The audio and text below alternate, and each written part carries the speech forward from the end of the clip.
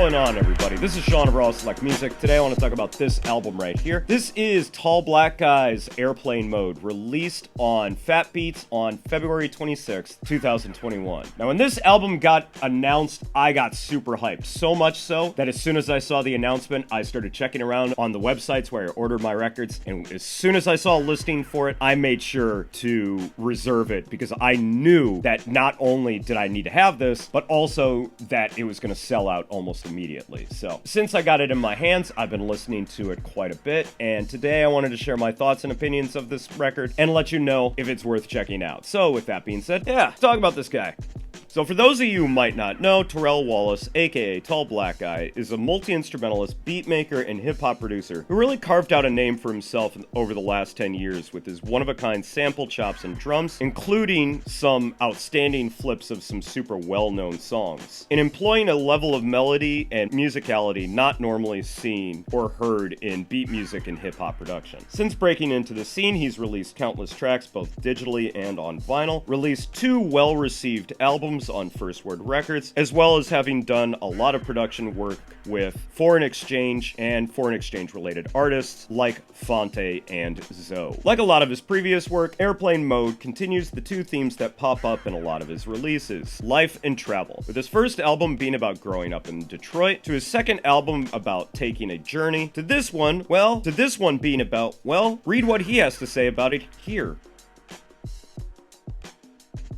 Sadly, it looks like this is going to be one of the more critically overlooked projects of the year, with the little bit of digging around I did to find out if anybody else had talked about this album. It looks like there's really not a whole lot out there, and that's really a shame because this is seriously like one of the best albums that I've heard this year. Tall Black Guy has really stepped his game up on this one and turned in a project that I was hoping he would put out with his 2016 album, Let's Take a Trip, which I really liked, but this is exactly what I was hoping for. It contains the musicality and the sense of song structure that Let's Take a Trip had, but puts it in more of a straight up beat framework. There's not a lot of vocal sampling on here, which the previous album had this sort of narrative through line with a lot of vocal samples of talking about the process of making music or traveling